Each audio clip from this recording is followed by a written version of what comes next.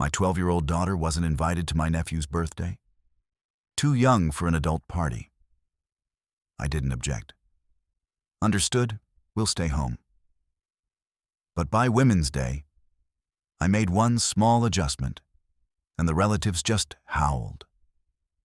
My name is Sarah, and I'm 38 years old. I live in a quiet suburb outside Chicago with my daughter Emma, who just turned 12 this past November.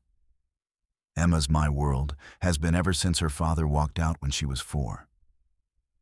We've built this little life together, just the two of us. And honestly, most days I wouldn't change a thing. But family can be complicated. My sister Beth lives about 20 minutes away with her husband Mark and their twin boys, Dylan and Connor, who are 15. Beth and we've always had this weird relationship. Growing up, she was the golden child, prettier, smarter, more popular. I was the quiet one who spent Friday nights reading while she was out at parties. Even now, at 42, Beth still carries herself like she's the star of every room she enters. You know how some people just have that energy? That magnetic pull that makes everyone turn their heads when they walk into a restaurant or a school meeting? That's Beth. She's got this perfectly highlighted blonde hair that never seems to have a strand out of place, even when she's supposedly just running errands. She drives a pristine white BMW that always looks like it just rolled off the lot. Her house is like something from a home design magazine. All neutral colors and expensive furniture that no one's allowed to actually sit on. Me? I drive a 7-year-old Honda with a coffee stain on the passenger seat that I've never been able to get out completely. My house is lived in, comfortable, full of Emma's artwork on the refrigerator and books stacked on every available surface. It's not magazine perfect, but it's home. It's real. It was a cold Tuesday in February when Beth called me. I remember because I was making Emma's favorite grilled cheese sandwiches, and the butter was crackling in the pan, filling our small kitchen with that warm, cozy smell that makes our house feel like home. The sound was rhythmic, almost musical. The gentle sizzle that meant dinner was almost ready, and another day was winding down peacefully. Emma was at the counter doing homework, her blonde hair falling across her face as she concentrated on her math problems. She had this little habit of chewing on her pencil eraser when she was thinking hard, leaving tiny bite marks that I'd find later when I was helping her organize her backpack. The afternoon light was streaming through our kitchen window, casting long shadows across the worn wooden table where we ate all our meals together. "Hey, Sarah." Beth's voice came through my phone, and I could hear that tone. You know the one. When someone's about to ask you for something, but they're trying to sound casual about it. Like when your boss calls you into their office and starts with, "How are things going?" when you know they're about to dump extra work on your desk. I wedged the phone between my shoulder and ear, that awkward position that always made my neck ache later. So, Mark's 40th birthday is coming up next month, March 15th. We're throwing him a big party. I flipped Emma's sandwich, watching the golden brown crust form perfectly. That sounds nice. What can I bring? There was a pause. Just a beat too long. The kind of silence that makes your stomach drop even before you know why. I could hear voices in the background on Beth's end. Her boys, probably, home from basketball practice, their heavy footsteps thundering across her hardwood floors. Well, actually, that's what I wanted to talk to you about. This is going to be more of an adult party, you know. Mark's work friends, college buddies, that crowd. Really late night, sophisticated kind of thing. The word sophisticated hung in the air like a challenge. I felt my stomach do this little flip, the same feeling I used to get in high school when I'd overhear popular kids making plans that obviously didn't include me. Emma looked up from her homework, sensing something in my voice probably. Kids are like that. They pick up on tension even when you think you're hiding it well. Her brown eyes, so much like mine, studied my face with that serious expression she got when she was trying to figure out if something was wrong. "Oh," I said, trying to keep my voice light and unbothered. "So, you're saying Emma can't come?" "It's not that she can't come. It's just, well, she'd be bored out of her mind, Sarah. All adults talking about boring adult stuff. Stock portfolios and mortgage rates and whose kid got into which college.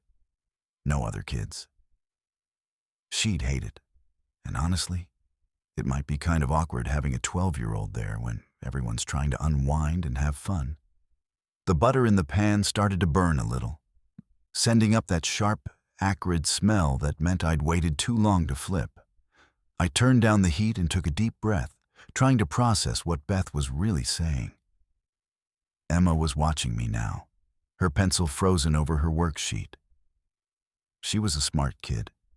She could read between the lines even when adults thought they were being subtle. "I understand," I heard myself saying, though I wasn't sure I understood anything at all. "You want it to be an adult party. That's fine, Beth. Emma and I will stay home. Maybe we'll have our own party, movie night with popcorn." "You're the best, Sarah. I knew you'd understand. And hey, maybe next time when the boys have a birthday party, we can do something more family-friendly." After I hung up, Emma put down her pencil and looked at me with those serious brown eyes of hers. I wasn't invited to Uncle Mark's party, was I? The question was asked so matter-of-factly, without any hint of surprise or indignation. Just acceptance. Like she was used to being excluded from things, used to being the afterthought that adults forgot to consider. That broke my heart more than any tantrum or tears could have. I slid her sandwich across the counter and sat down next to her on one of our mismatched bar stools. "It's going to be a grown-up party, sweetheart. Lots of boring adult talk about work and taxes and stuff like that. You'd probably fall asleep in your chair." She picked at the crust of her sandwich, pulling off small pieces and arranging them in a neat pile on her plate. "It's okay, Mom. I didn't really want to go anyway. Uncle Mark always smells like cologne and talks too loud." But I could see it in her face, that little flicker of hurt that she was trying so hard to hide behind mature acceptance. Emma had always been old for her age, partly because it had been just us for so long. She'd learned to handle disappointment with grace, to be understanding when adults made decisions that didn't include her. But that didn't mean it didn't sting. That night, after Emma went to bed with her worn copy of Anne of Green Gables, she'd read it at least 6 times, but still found comfort in Anne's story. I sat in my living room with a cup of chamomile tea. The house was quiet, except for the familiar sounds of home. The hum of the refrigerator, the occasional creak of old floorboards upstairs, the gentle whoosh of the heating system kicking on. Through my window, I could see the street lights reflecting off the patches of snow on our front lawn. Mrs. Peterson next door had her porch light on, and I could see the warm glow from her living room window. She was probably watching her evening news program, the volume turned up a little too loud because her hearing wasn't what it used to be. I kept thinking about Beth's voice on the phone, that carefully casual tone when she said, "adult party." The way she emphasized that Emma would be bored and it would be awkward. I'd heard that tone before, growing up. When Beth got invited to sleepovers that I didn't. When she made the cheerleading squad and I didn't even try out because I knew I'd never measure up. When she started dating the popular guys while I ate lunch alone in the library, reading books and pretending I preferred solitude. But this wasn't about me and my old insecurities.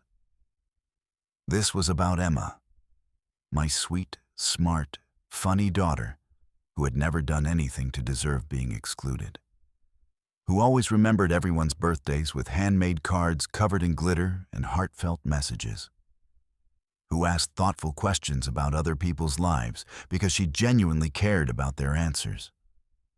I pulled out my phone and scrolled through Facebook, something I rarely did, but suddenly felt compelled to investigate. There, on Beth's perfectly curated page, were pictures from last weekend. Her at some upscale restaurant with Mark and the twins, all dressed up and laughing. The lighting was perfect, everyone's smiles camera-ready. Mark with his arm around her, looking pleased with himself in that way successful men do when they're showing off their beautiful families. The boys looked older than their 15 years, already getting that cocky teenage attitude that reminded me too much of their father. Designer clothes, expensive haircuts, the confident posture of kids who'd never doubted their place in the world. There were comments from friends and family scattered below the photos. Such a beautiful family, with heart emojis. You guys look amazing. Can't wait for the party. The responses were predictable, the kind of social media validation that Beth seemed to crave. I clicked on the event page for Mark's birthday party, something I probably shouldn't have done but couldn't resist. 37 people had been invited. I recognized most of the names. Mark's co-workers from his law firm, college friends who'd all become successful in their various fields, neighbors from their expensive subdivision, extended family members. Even our cousin Janet from Milwaukee was invited, and she lived 3 hours away. Janet, who I maybe saw twice a year at major family gatherings. Janet, who Beth usually complained about because she was too loud and drank too much and always brought up embarrassing family stories. But not Emma. Not my 12-year-old daughter who called Mark Uncle Mark and always hugged him at family gatherings. Who made him Father's Day cards even though he wasn't her father because she said everyone deserved to feel special on holidays. Who remembered his favorite cookies and would bake them for Christmas every year, carefully packaging them in decorated tins with ribbons. I set my phone down and walked to the kitchen, suddenly needing to move, to do something with my hands. The dishes from dinner were still in the sink. 2 plates, 2 glasses, the pan I'd used for the grilled cheese. I started washing them slowly, methodically, letting the warm, soapy water soothe my hands and hopefully my mind. As I scrubbed, I found myself thinking about Emma's father, David. How he used to make excuses for not taking Emma on his weekends. I've got work stuff to catch up on. The guys want to go on this fishing trip. She wouldn't like where we're going anyway. It's not really kid-friendly. Always finding reasons why a little girl didn't belong in his world. Always making her feel like an inconvenience, a complication that needed to be managed rather than a daughter who deserved his time and attention.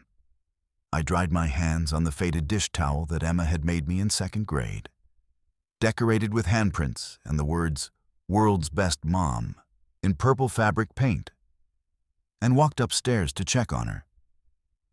She was sleeping peacefully, her stuffed elephant tucked under her arm. Peanut had been with her since she was 3, a gift from my mother that had survived countless moves, sleepovers, and washing machine cycles. I stood in her doorway for a long time, watching her breathe, feeling that fierce, protective love that only parents understand. She was everything to me. Everything good and pure and hopeful in my life. The way she laughed at silly jokes, the way she worried about homeless cats in our neighborhood, the way she always shared her Halloween candy with Mrs. Peterson because old people probably don't get many treats. And she deserved better than this, better than being treated like an afterthought, an inconvenience, a child who didn't quite fit into the perfect picture that Beth was trying to create. I went back downstairs and opened my laptop, the screen's blue glow illuminating our quiet living room. It was time to start planning something. I wasn't sure what yet, but I could feel an idea forming in the back of my mind. Something was stirring in me, Something that had been quiet and compliant for too long. Something that was tired of accepting scraps and calling it family love. Part 2. The next few weeks passed in a blur of normal routines. But underneath the ordinary surface, I was thinking. Planning. Watching. Emma went to school each morning with her worn backpack covered in patches from places we'd never been but dreamed of visiting someday. I went to my job at Henderson & Associates, the small accounting firm where I'd worked for 6 years, processing tax returns and listening to clients complain about their financial obligations. But in the quiet moments, during my lunch breaks, while Emma was at soccer practice, in the evenings after she'd gone to bed, I found myself paying attention to things I'd never noticed before. Or maybe I'd noticed them, but convinced myself they didn't matter, like how Beth's social media posts had become increasingly frequent and polished. Pictures of shopping trips with her girlfriends at expensive boutiques, their arms full of designer bags. Dinner dates with Mark at restaurants where the appetizers cost more than Emma and I typically spent on groceries in a week. The twins at their private school basketball games, looking tall and confident in their team uniforms that probably cost more than Emma's entire wardrobe. Everything was always perfectly curated, always showing this picture of effortless success and happiness. Beth, with her professionally styled hair, catching the light just right. Mark in his expensive suits, looking distinguished and prosperous. The boys with their perfect teeth and athletic builds, the kind of teenagers who would never doubt their place in the world. But I also started noticing things I'd missed before. Details that didn't quite fit the perfect narrative. Like how Mark never seemed to be in the candid shots. Only the carefully posed ones where everyone was looking at the camera and smiling on cue. How Beth's smiles looked a little forced in some photos, like she was performing happiness rather than feeling it. How the twins rarely looked directly at the camera, always off to the side or checking their phones, even during what were supposed to be family moments. There was something hollow about it all. Something that reminded me of those magazine spreads where everything looks perfect. But, no one actually lives that way. Emma never asked about the party again, but I could tell she was thinking about it. She'd gotten quiet around the topic of Uncle Mark's birthday, changing the subject whenever I mentioned seeing Beth or making plans for March. When we ran into Beth at the grocery store one afternoon, she was buying ingredients for some elaborate dinner party she was throwing. Emma was polite but distant. "Emma, honey," Beth had exclaimed, her voice bright and animated in that way adults use when they're overcompensating for something. "How's school going? Are you excited about spring break?" "It's fine," Emma had replied, her attention focused on reading the nutrition labels on cereal boxes with intense concentration. "We're studying the Revolutionary War in history class." "Oh, that sounds fascinating." Beth's enthusiasm felt forced, theatrical. "You'll have to tell me all about it sometime." But she was already moving on, her attention shifting to me. "The catering is going to be incredible, Sarah. Mark spared no expense. We've got this amazing Italian place doing all the food. You know Giuseppe's downtown? They're bringing their full setup, servers and everything. And the cake, oh my God, Sarah, you should see this cake. It's like something from a magazine. 3 tiers, hand-piped roses, the works." Emma looked up at me with those knowing eyes. The same expression she got when adults talked around her, as if she couldn't understand subtext. "Can we go home, Mom? I have homework to finish before dinner." The rest of the grocery trip was awkward, with Beth chattering about party preparations, while Emma remained quietly polite but clearly uncomfortable. When we finally made it to the car, Emma was quiet during the drive home. Finally, as we pulled into our driveway, she asked the question that had been building all afternoon. "Mom, do you think they really don't want me there because I'm too young, or do they just not want me there? The question hit me like a physical blow. My 12-year-old daughter asking with such calm maturity about whether her own family simply didn't want her around. There was no anger in her voice, no self-pity. Just this heartbreaking acceptance that maybe she wasn't good enough, wasn't the right kind of kid for their perfect family gathering. I think, I said carefully, choosing my words like I was defusing a bomb, that sometimes adults make decisions that don't make much sense. And sometimes they forget that young people have feelings too. Sometimes they get so caught up in trying to impress other people that they forget what's really important. She nodded and went back to looking out the window at our neighborhood. The modest houses with their small yards, kids' bikes left on sidewalks. The comfortable imperfection of real life. It's okay, Mom. I'm used to it. Used to it. My daughter was used to being excluded, used to being overlooked, used to adults making decisions about her worth based on criteria she couldn't control. And that broke something fundamental in me. Something I hadn't even realized was still intact after years of David's abandonment and Beth's casual dismissals. That evening, I called my mother in Sarasota. Mom had moved to Florida 3 years ago, claiming she needed sunshine and fewer responsibilities. But I suspected she'd also needed distance from the family dynamics that had always been complicated. She'd raised Beth and me to be independent, but she'd never quite figured out how to navigate Beth's need for constant validation and my tendency to fade into the background. Oh, honey. She sighed when I told her about the party situation, her voice carrying that familiar mix of frustration and resignation. Beth's always been like this. Even when you girls were little, she had to be the center of attention. Remember her Sweet 16? She uninvited half her class 2 days before the party because she decided they weren't cool enough for her celebration. I did remember. Sarah Mitchell and Jessica Torres, girls who'd been Beth's friends since middle school, suddenly excluded because Beth had decided she wanted her party to have a different vibe. I'd felt sorry for those kids then, imagining how confused and hurt they must have been. But I'd never connected it to this pattern of Beth needing to control who was worthy of inclusion in her world.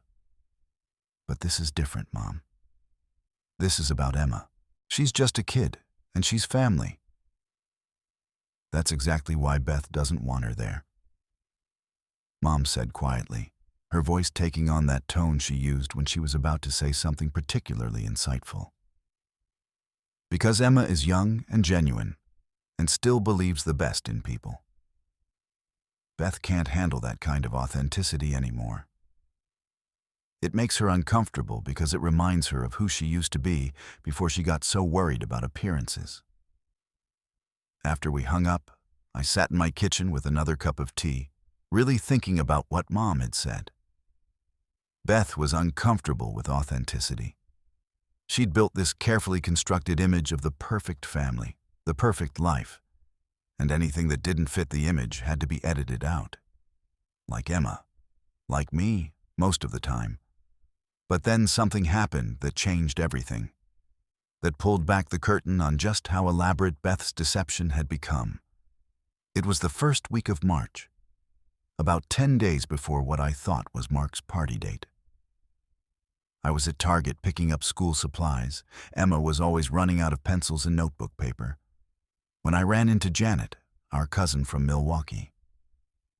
She was standing in the shampoo aisle, reading labels with the kind of intense concentration usually reserved for legal documents or medical prescriptions. "Janet," I called out, genuinely happy to see her. We didn't talk often, but she'd always been one of the more straightforward members of our family. Someone who said what she meant without layers of subtext. She looked up and smiled, but there was something strained about her expression. Something that didn't quite reach her eyes.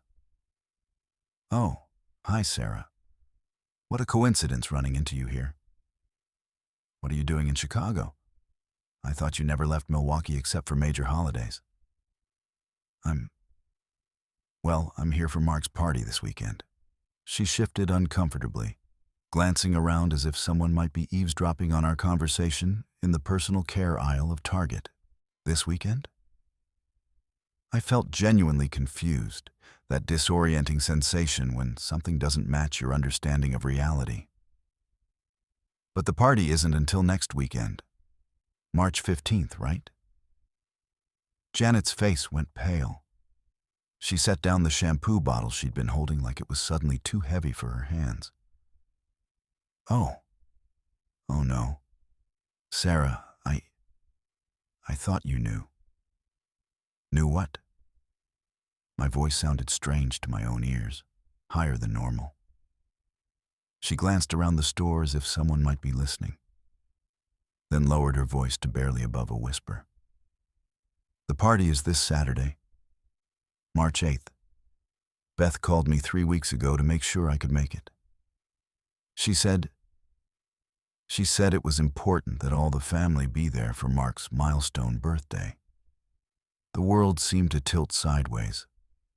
The bright fluorescent lights of Target suddenly felt harsh and disorienting, making everything look washed out and artificial. I gripped the handle of my shopping cart to steady myself, the metal cold and solid under my palm. This Saturday, I repeated slowly, trying to process what Janet was telling me. Sarah, I'm so sorry. I assumed you were coming. Beth talks about you all the time when we're on family calls, how close you two are, how much she depends on you, how you're always there for each other. But her words were starting to fade into background noise, as the full weight of what I'd learned hit me. The party was this weekend, not next weekend like Beth had told me. And Janet, who lived 3 hours away and rarely came to Chicago, had been invited weeks ago and specifically asked to make sure she could attend because it was important for family to be there. But Emma and I hadn't been invited at all. I need to go, I managed to say to Janet, my voice sounding like it was coming from very far away. It was good seeing you. I left my half-full cart right there in the shampoo aisle and walked out of Target in a daze, leaving behind the school supplies I'd come to buy, the normal errand that had somehow turned into a moment that changed everything. In my car, I sat gripping the steering wheel, trying to make sense of what I'd just learned. My hands were shaking slightly, and I could feel my heart beating too fast. Beth had lied to me, not just excluded Emma from an adult party. She'd actively deceived me about when the party was happening. She'd told me it was next weekend, probably knowing that there was a chance I might find out about the real date and realize we'd been completely cut out. The deception was so calculated, so deliberate. She hadn't just made a difficult decision about the guest list. She'd constructed an elaborate lie to make sure I wouldn't know what was really happening. I drove home on autopilot, my mind racing through memories of conversations with Beth over the past few weeks. Had there been signs? Clues I'd missed? That time she'd seemed evasive when I asked about the party plans.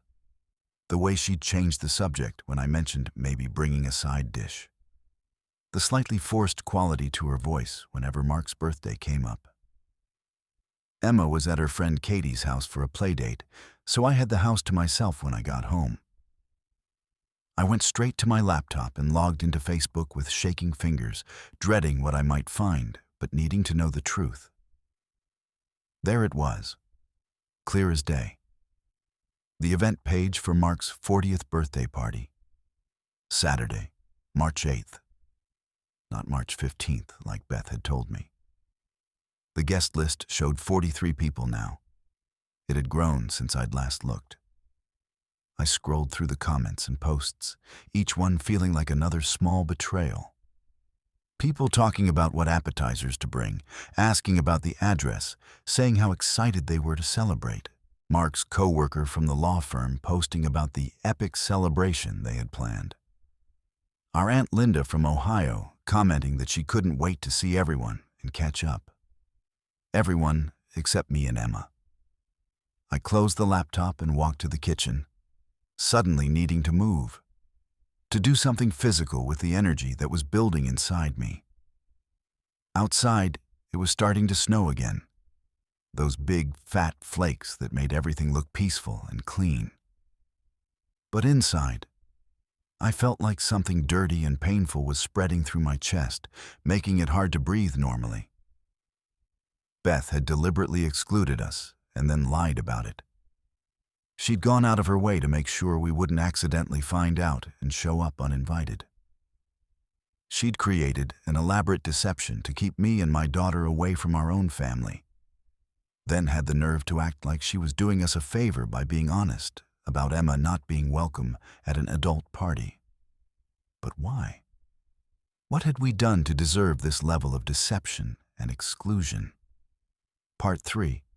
I spent the rest of that week in a strange fog of hurt and anger, trying to maintain some semblance of normalcy for Emma while processing the magnitude of Beth's deception.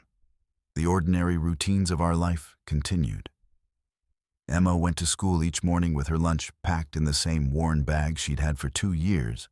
I went to work and tried to focus on tax returns and client meetings. We had dinner together every night and talked about our days. But underneath the normal surface, I was thinking, planning, watching everything with new eyes. Emma noticed, of course. She always did. On Thursday evening, while we were making tacos for dinner, one of our weekly traditions that had started when she was 8 and decided she wanted to learn to cook, she looked up at me with those perceptive brown eyes and asked, "Mom, are you okay? You seem sad."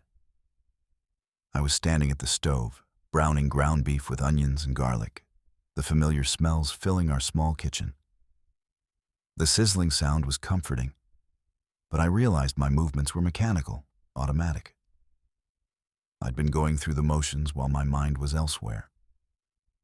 I almost broke down right there, with a spatula in my hand and the warm, spicy aroma of cumin and chili powder surrounding us. How do you explain to your 12-year-old daughter that your own sister has gone out of her way to exclude both of you from family events? How do you tell her that adults can be cruel and petty and dishonest, even the adults who are supposed to love you unconditionally? "I'm fine, sweetheart," I said, forcing a smile that felt like it might crack my face. "Just tired from work. You know how busy tax season gets." But I wasn't fine. I kept thinking about what Janet had said at Target, that Beth talked about me all the time, about how close we were, how much she depended on me. If that was true, then why the elaborate deception? Why not just tell me the truth? That she didn't want Emma at the party? Why create this intricate lie about dates and timing? Unless the point wasn't just to exclude Emma. Unless the point was to exclude both of us while maintaining plausible deniability. On Friday night, Emma was having a sleepover at Katie's house, something they did once a month, alternating between our place and theirs. Katie's mom, Jennifer, had become a good friend over the years, one of those easy relationships that develops naturally when your kids genuinely like each other. I was alone with my thoughts and a growing sense that I needed to do something. I couldn't just let this slide. Not anymore. Not when it involved Emma being treated like she was somehow less worthy of family inclusion. I started thinking about Women's Day, which was coming up on March 8th, the same day as Mark's party. International Women's Day had always been important to me, especially since Emma was born. I wanted her to grow up understanding her worth, knowing that she deserved respect and inclusion and honesty from the people who claimed to love her. And then it hit me, like a puzzle piece sliding perfectly into place. The perfect response to Beth's deception. If she wanted to have her exclusive adult party on Women's Day, fine. Emma and I would have our own celebration. A celebration of the women in our lives who actually valued us, who didn't see us as embarrassments or inconveniences, to be managed. Saturday morning dawned clear and bright. One of those late winter days when you can feel spring lurking just around the corner. Emma came home from her sleepover full of stories about the movies they'd watched and the elaborate pancake breakfast Katie's dad had made. She was happy and animated, her cheeks still pink from the cold walk from Katie's house to ours, her hair messy from sleeping in a different bed. "What should we do today, Mom?" she asked, flopping down on our couch with that boneless way kids have of moving, like their joints were made of something more flexible than adult bones. "Want to go to the mall? Or we could make those cookies you promised we'd try from that recipe Mrs. Peterson gave you." I sat down next to her and took her hands in mine, feeling the slight chill still clinging to her fingers from her walk home. "Actually, sweetheart, I have a better idea. How would you like to have your own party today?" Her eyes lit up with genuine excitement, the kind of unguarded joy that adults rarely experience anymore. "Really? What kind of party?" "A Women's Day celebration," I said, watching her face carefully. "Just for us girls. We could invite Katie and her mom, maybe Mrs. Peterson from next door. We could make fancy food and play games and celebrate how amazing women are. Talk about all the incredible things women have accomplished throughout history." Emma's smile was radiant, transforming her whole face. "That sounds incredible. Can we make that chocolate cake you made for my birthday? The one with the raspberry filling?" "We can make whatever you want. This is your day, sweetheart. Your party." For the next few hours, we threw ourselves into party planning with the kind of enthusiasm usually reserved for major holidays. We called Katie and her mom Jennifer, who were thrilled to join us on short notice. Mrs. Peterson, our 70-year-old neighbor, who had become like a grandmother to Emma over the years, was absolutely delighted to be included. "A Women's Day party," she'd exclaimed over the phone, her voice bright with pleasure. What a wonderful idea. I haven't celebrated Women's Day in decades. Let me dig out some photos from my Air Force days. I think the girls would enjoy hearing some stories. I called 2 other moms from Emma's school who I'd become genuinely friendly with over the years. Maria, whose daughter was in Emma's class, and Susan, who coached the soccer team Emma played on. Both immediately said yes, offering to bring food and asking what else they could contribute. By 3 o'clock, our little house was completely transformed. Emma had spent the morning making decorations with construction paper, scissors, and enough glue to seal an envelope permanently. Paper flowers in bright colors hung from our light fixtures. Hand-drawn banners saying, "Celebrate Women" and "Girl Power" were taped to our walls. She'd even made place cards for everyone, decorated with glitter and small drawings of flowers and stars. I'd cooked all of Emma's favorite foods. Homemade macaroni and cheese made from scratch with 3 different cheeses. Garlic bread that made the whole house smell like an Italian restaurant. A big salad with strawberries and candied nuts that looked almost too pretty to eat. The chocolate cake sat on our counter like a centerpiece, covered in rich pink frosting with rainbow sprinkles that Emma had applied with mathematical precision. Our guests arrived throughout the afternoon, each bringing something special that transformed our simple celebration into something magical. Katie brought homemade sugar cookies shaped like stars and hearts, decorated with pink and purple icing. Jennifer brought flowers from her garden, early daffodils and tulips that she'd forced to bloom indoors, bringing the promise of spring into our living room. Mrs. Peterson arrived with a shoebox full of old photographs and memorabilia from her time as a nurse in the Air Force during the 1970s.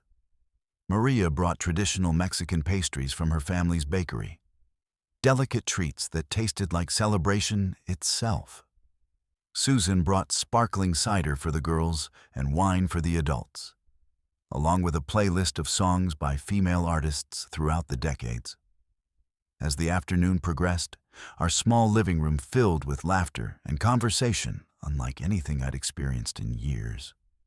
Emma was absolutely glowing, moving between the adults with confidence and grace, asking thoughtful questions about everyone's lives and careers and dreams. She interviewed Mrs. Peterson extensively about her time in the military, fascinated by stories of the challenges women faced decades ago.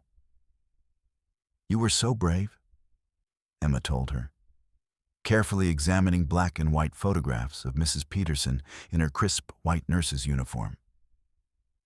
"I can't believe some people thought women couldn't handle military service." "Oh, honey," Mrs. Peterson chuckled, her weathered hands gentle as she turned the pages of her photo album. "There were plenty of people who thought women couldn't do all sorts of things.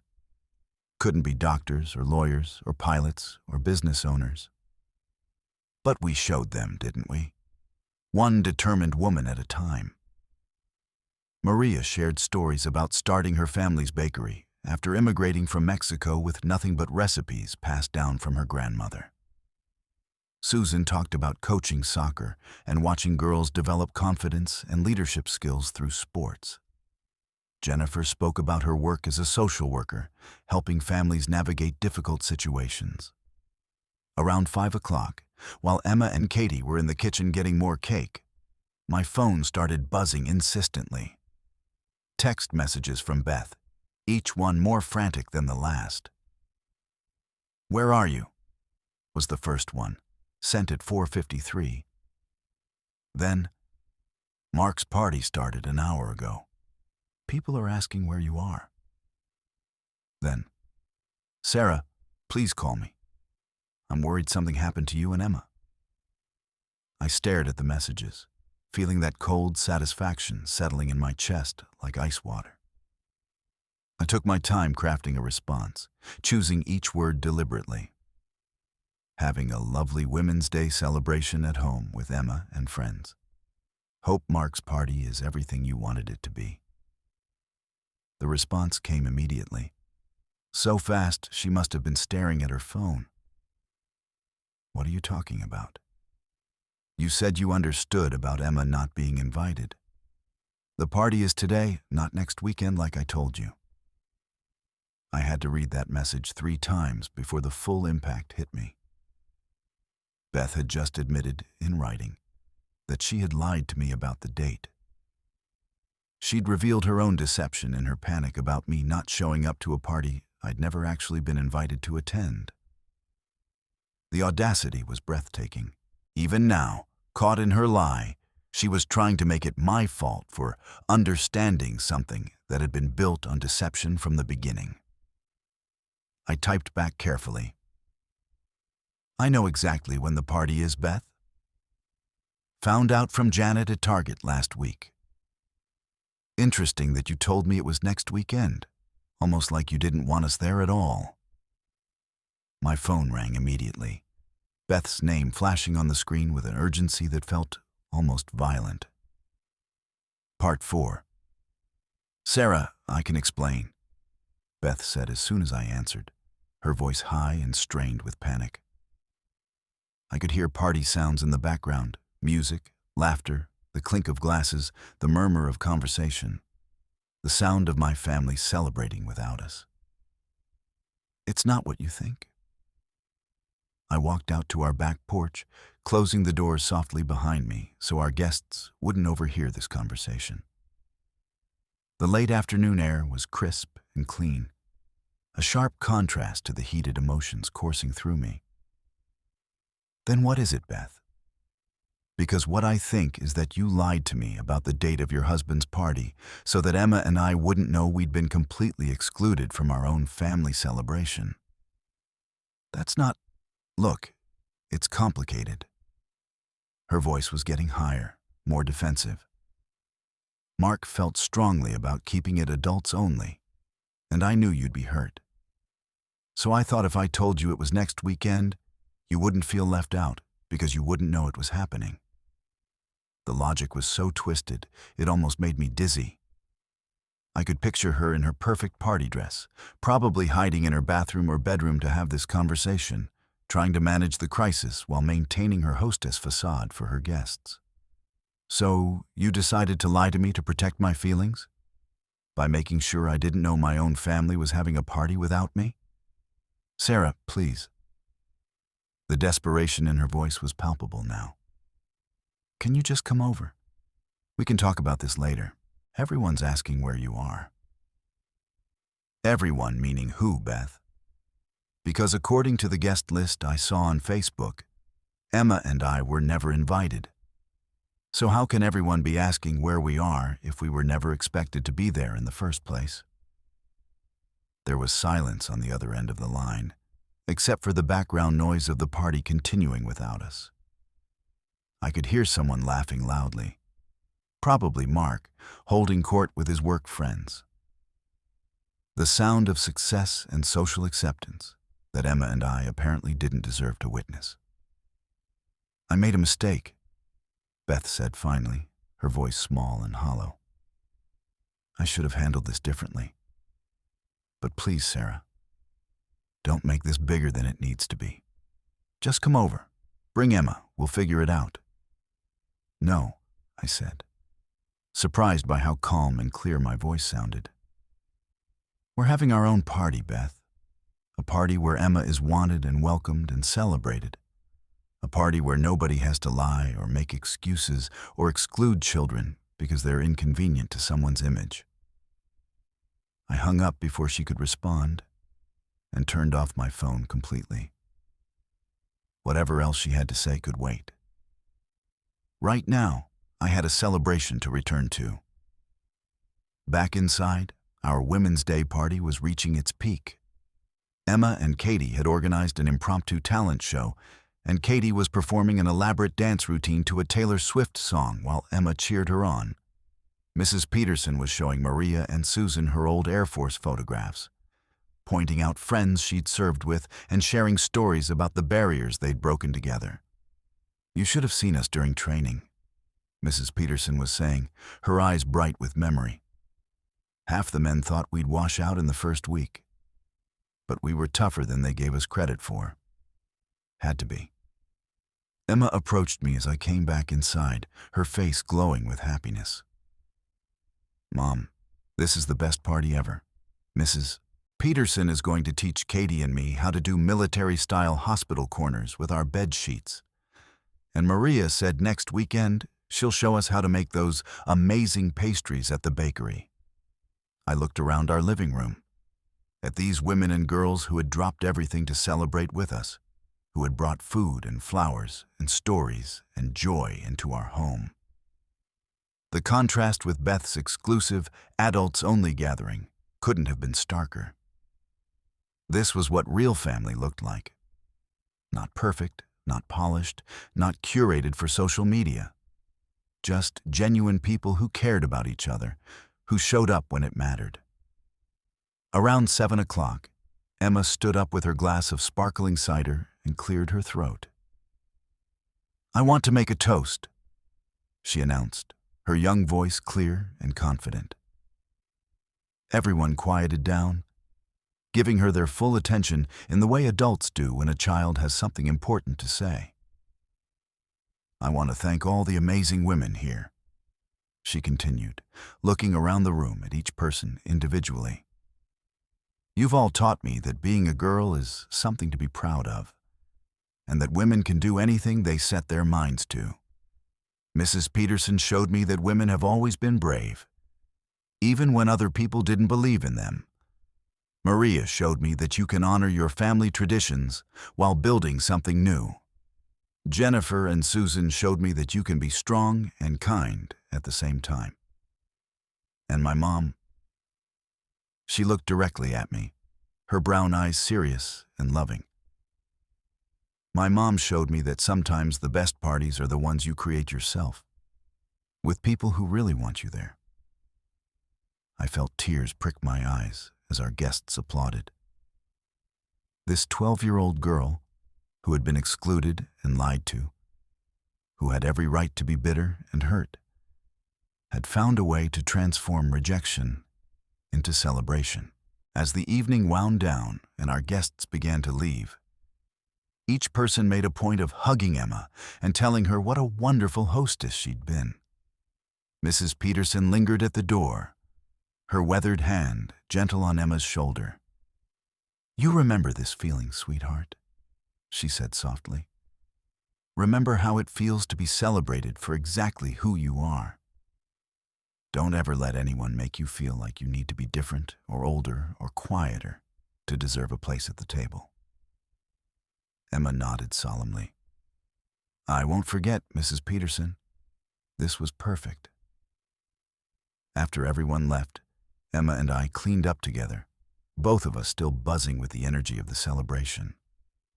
She chattered about all the stories she'd heard and the plans she was already making for next year's Women's Day party.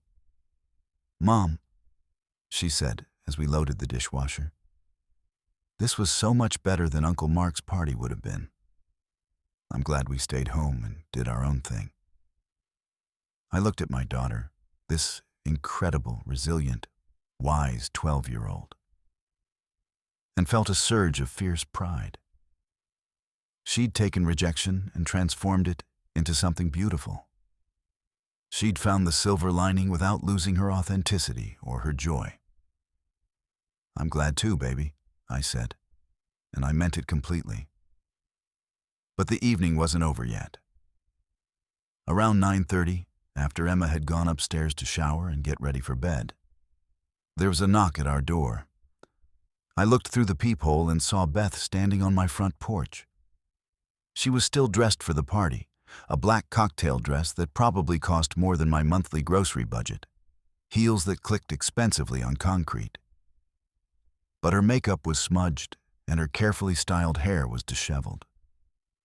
I opened the door, but didn't invite her in, staying in the doorway like a barrier between her world and ours. "We need to talk," she said without preamble, her voice hoarse from what had probably been hours of forced party conversation. I think we said everything we needed to say on the phone. "Sarah, please." She looked around nervously, as if the neighbors might be watching. "The whole family is asking questions.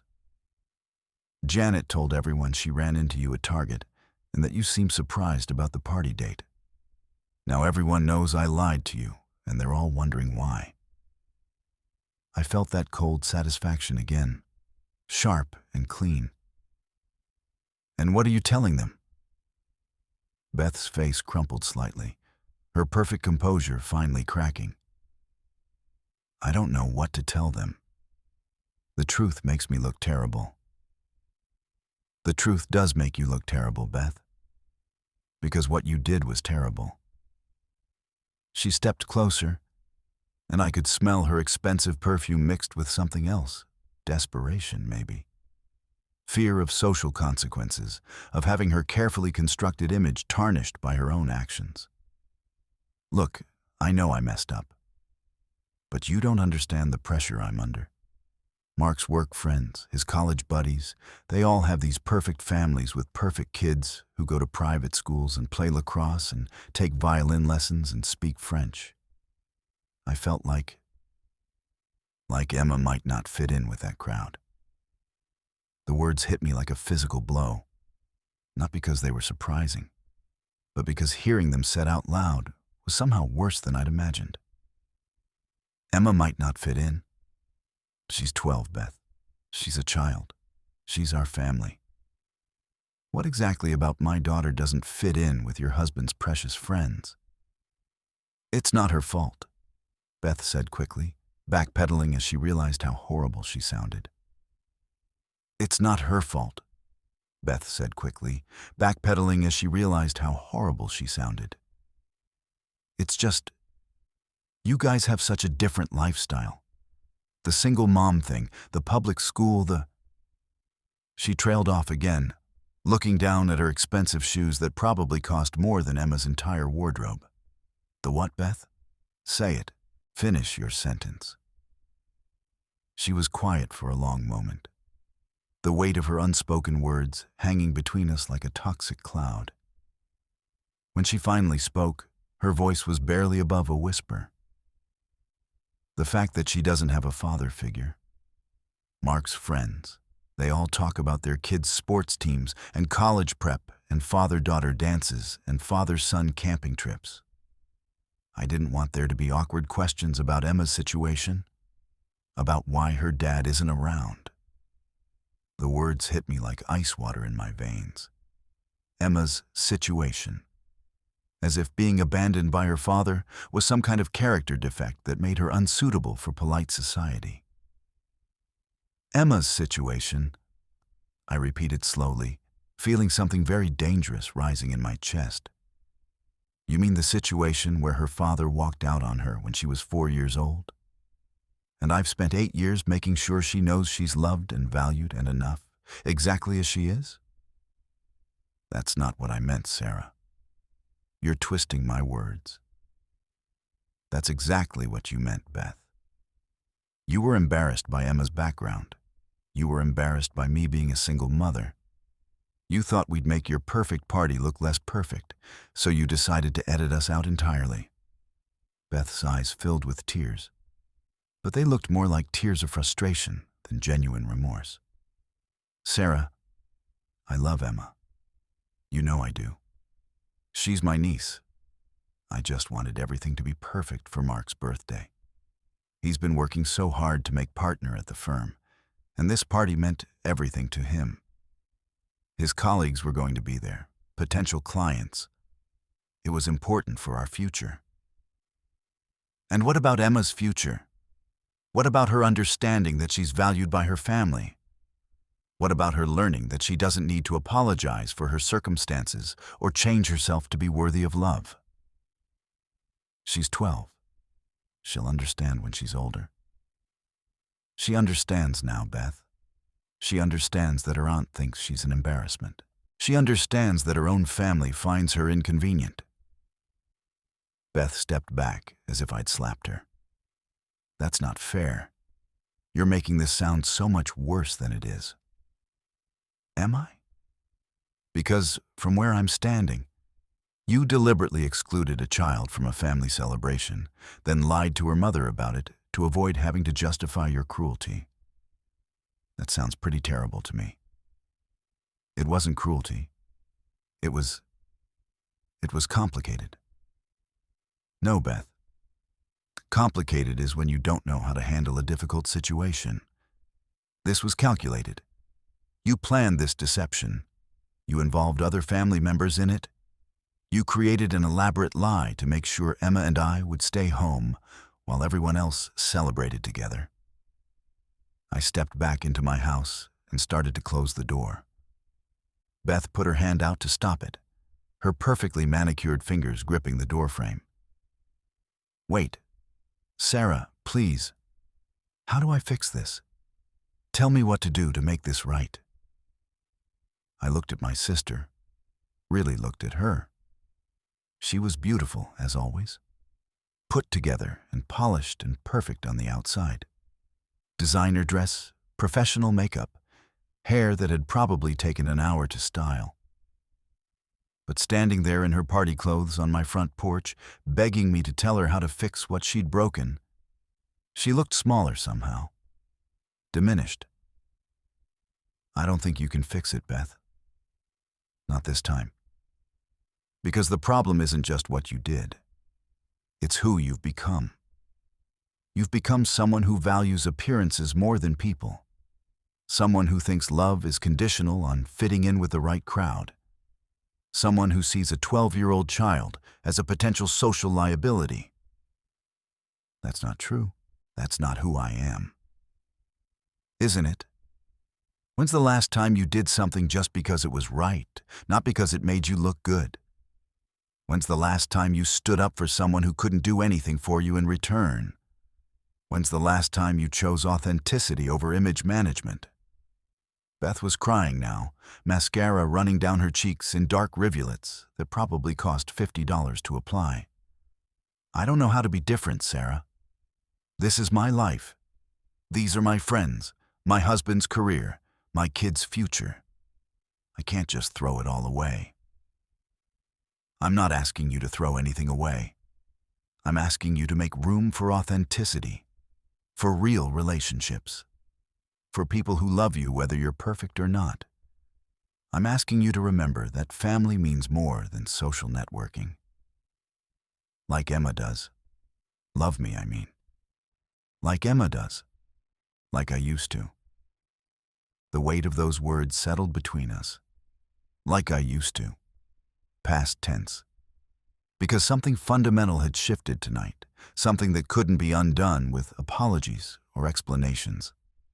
I closed the door softly and turned off the porch light. Through the window, I watched Beth walk back to her car, her heels clicking on the sidewalk. She sat in the driver's seat for a long time, probably trying to figure out how to return to her party and explain where she'd been. But that wasn't my problem anymore. Upstairs, Emma was already in bed, reading by her bedside lamp. Nancy Drew this time. The Secret in the Old Attic. She looked up when I knocked on her doorframe. "How was the best Women's Day party ever?" I asked, sitting on the edge of her bed. She grinned at me, her face still glowing with the happiness of the evening. "Perfect. Absolutely perfect. Mom, can we do this every year? And can we invite even more women next time? Maybe your friend from work, and Katie's grandma, and that nice lady from the library who always helps me find good books?" "Every year," I promised. "And we'll make it bigger and better each time. A real celebration of women who support each other."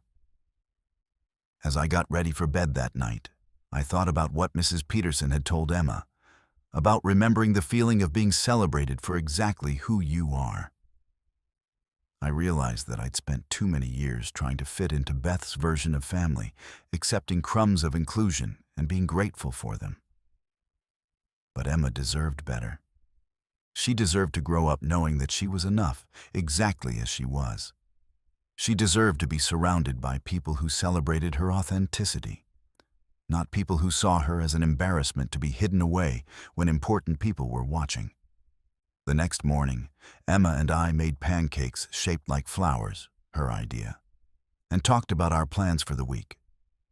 She never once asked about Uncle Mark's party or whether Aunt Beth had enjoyed her evening.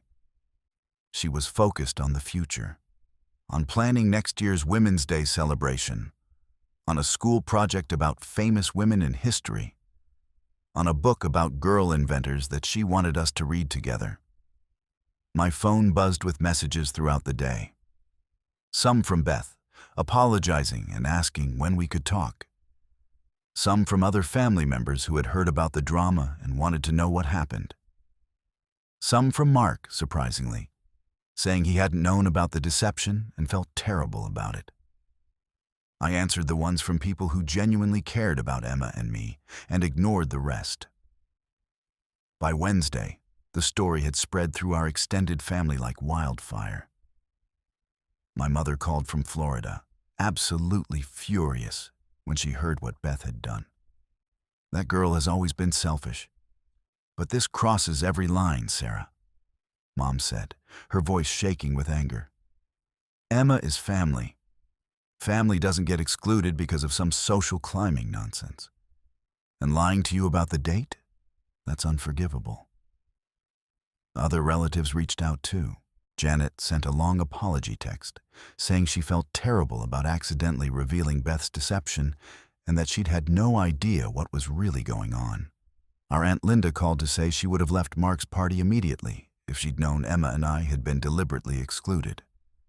But the most meaningful response came from an unexpected source. On Thursday evening, there was another knock at our door. This time it was Dylan and Connor, Beth's twin sons. They stood on my porch looking uncomfortable but determined, still in their school clothes with their backpacks slung over their shoulders. "Hi, Aunt Sarah," Dylan said, shuffling his feet. "Can we talk to Emma?" I called Emma downstairs, curious about what her teenage cousins wanted to say to her. She appeared at the door with her homework folder, surprised to see them. "We heard what happened," Connor said without preamble, his 15-year-old voice cracking slightly. "About the party and everything. We wanted to say we're sorry, and that we think what Mom did was really messed up." We also wanted to give you this, Dylan added, pulling a wrapped present from his backpack. It's your Women's Day gift. We should have given it to you on Saturday, but we didn't know what was really going on until yesterday when we heard Mom on the phone crying to Dad about the situation. Emma unwrapped the gift carefully, her face soft with surprise. Inside was a framed photo of all the cousins together from last Christmas. Emma, Dylan, Connor, and 2 younger cousins from our Aunt Linda's family. Along with it was a handwritten note. To the best cousin ever. You make every family gathering better just by being there. We're sorry the adults forgot that. Love, Dylan, and Connor. Emma's eyes filled with tears as she read the note. Thank you, she whispered. This means so much to me, more than you know. The boys shuffled their feet awkwardly, the way teenagers do when they're dealing with emotions they don't quite know how to handle. Mom's been really upset since Saturday, Connor said. She keeps crying and saying she messed up everything and that she might lose her sister forever. She did mess up, Dylan added, with the brutal honesty that only 15-year-olds can deliver. What she did was really uncool. But she's our mom, you know. And she loves you guys, even if she's terrible at showing it sometimes. As they prepared to leave, Connor turned back one more time. Emma, you should know. We didn't want the party to be adults only either. We asked Dad if you could come because parties are more fun when you're there. But he said it was Mom's decision, and that was final. We should have argued harder. After they left, Emma sat on our couch holding the framed photo, studying each face carefully. Mom, do you think Aunt Beth will ever change? Do you think she'll ever understand what she did wrong? I sat down next to her and put my arm around her shoulders. I don't know, sweetheart. People can change, but they have to want to. They have to decide that being authentic and loving is more important than being perfect and impressive. I hope she does, Emma said quietly. Because I miss the aunt who used to play board games with me and teach me how to braid friendship bracelets. The one who existed before she got so worried about what everyone else thought. 3 weeks later, Beth sent Emma a handwritten letter. It was 8 pages long, written on her expensive stationery with her careful script. It was full of apologies and memories of their relationship over the years, stories about Emma's first steps and first words that Beth had witnessed, holidays they'd celebrated together, quiet moments that had meant something.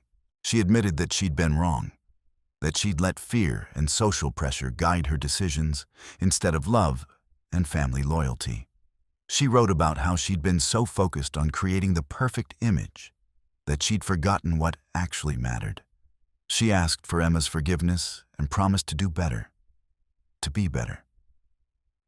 Emma read the letter 3 times before showing it to me, her young face serious and thoughtful. What do you think, Mom? Do you think she means it? Do you think people can really change? I read through the letter carefully, looking for signs of genuine remorse versus performative apology. I think she wants to mean it, I said finally. Whether she can actually change her behavior remains to be seen. But the fact that she took the time to write all of this, to really think about what she'd done and how it affected you, that's a start. Emma nodded thoughtfully. I'm going to write her back. Not because I have to forgive her right away, but because I want to tell her how her choices made me feel. Maybe if she understands that, if she really hears it, she'll actually change instead of just saying she will. As I watched my 12-year-old daughter craft a response with wisdom far beyond her years, I felt grateful for that painful Saturday in March. Beth's rejection had forced us to create our own celebration, our own definition of family worth. It had shown Emma that she was surrounded by people who valued her exactly as she was. And maybe, just maybe, It had started a conversation that would eventually bring our family back together, not based on appearances or social expectations, but on genuine love and respect. But even if it didn't, Emma and I would be fine. We'd learned that we could create our own joy, our own traditions, our own sense of belonging. We'd learned that the people who truly see your worth are the ones who matter most. 6 months later, we hosted our second annual Women's Day celebration. This time, the guest list included Mrs. Peterson, Jennifer and Katie, Mariah and her daughter, Susan and 2 of her soccer players, my co-worker Anne and her teenage daughter Janet, who drove down from Milwaukee, and 3 new friends we'd made through Emma's school. Beth wasn't there, but Dylan and Connor were, having asked permission to attend what they called the coolest family party of the year. They helped Emma set up decorations and interviewed the older women about their careers and life experiences. The house was full of laughter and stories, and the kind of genuine connection that can't be manufactured or curated for social media. Emma glowed as she moved between conversations, asking thoughtful questions and sharing her own thoughts about the women who inspired her. At the end of the evening, as we cleaned up together, Emma said, "You know what, Mom? I think Aunt Beth did us a favor." "How so?" "By excluding us, she helped us figure out what real family looks like. And it's not about blood or being related. It's about showing up for each other and celebrating each other exactly as we are." I hugged her tight. This incredible daughter who had turned rejection into wisdom, exclusion into inclusion, hurt into healing. "You're absolutely right, baby. The best families are the ones we choose."